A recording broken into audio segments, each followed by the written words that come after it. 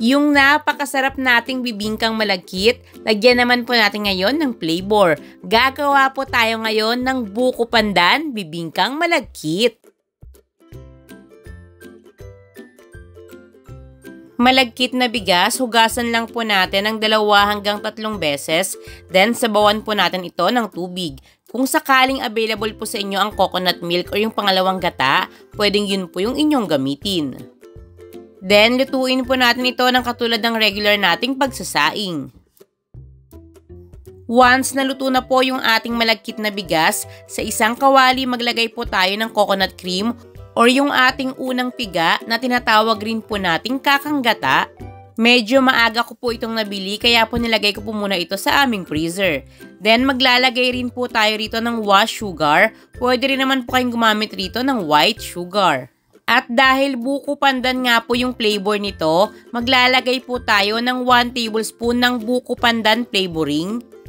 Kahit anong brand naman po ay pwede nyong gamitin, much better nga lang po yung subok nyo na yung wala pong aftertaste. At para mas malasahan pa po natin yung pinaka-flavor nito, maglalagay rin po tayo rito ng buko. Then pakuluin over high heat. Once na kulong-kulo na, hinaan na lang po yung lakas ng apoy over medium heat. At dito ilalagay na po natin yung sinaing na malagkit. Much better nga rin po palang bantayan yung mabuti yung inyong sinaing nang sa ganon hindi po ito masunog at wala pong masayang magamit po natin lahat yung atin pong nilutong bigas. Lulutuin po natin ito hanggang sa tuluyang ma-absorb yung pinaka-liquid. Kakapit po ito lahat sa ating malagkit na bigas. Unti-unti rin po itong kukunat. At ang isa rin po sa indikasyon, maglalabas na rin po ng natural oil yung atin pong coconut cream na hinalo.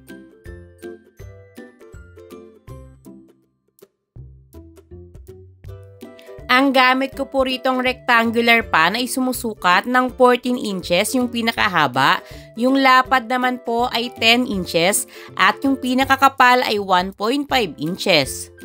Then i-flatten lang po natin yung pinakaibabaw. I-set aside po muna natin ito, then gagawin po muna natin yung ating toppings. Isang kambal na panutsa yung gamit ko rito, nasa 500 grams po ito. Kung sakaling wala, pwede naman pong brown sugar na lang inyong gamitin. Much better nga lang po yung medyo dark para maganda rin po yung pinaka-outcome.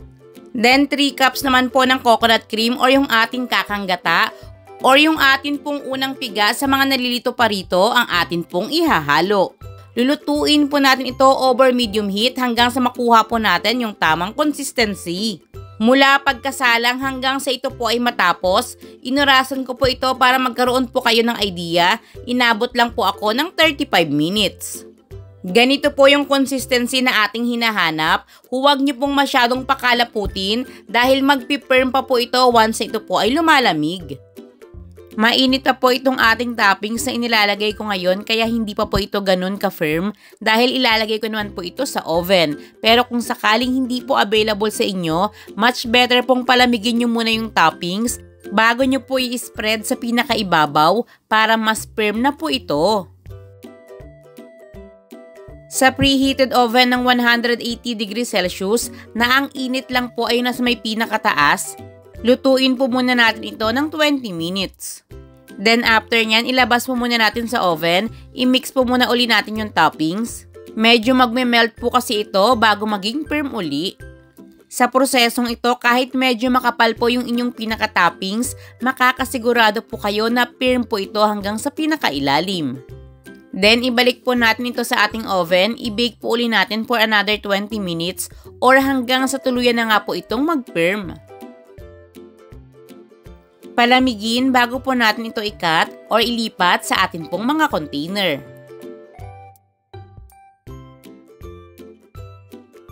And tcharan! Heto na po mga palalabs, ang ating buko pandan bibingkang malagkit. As usual, kapag kakanin po yung pinag-uusapan, halos mas speechless na talaga ako dahil talaga naman pong lahat ito walang tulak kabigin, napakasasarap. Itong ating kakanin ngayon para sa akin po ay tamang-tama lang po talaga yung kunat, even po yung tamis, balanseng-balanse po. Yung buko, lasang-lasa mo rin especially at naglagay po talaga tayo ng buko. Pero yung buko pandan flavor, kung gusto niyo pong mas maging intense, dagdagan nyo pa or pwede pong gumamit na lang po talaga kayo ng pandan. All in all, talaga naman pong napakasarap. Hindi po kayo mahihiyang ibenta ito or ihain sa inyo pong mga handaan.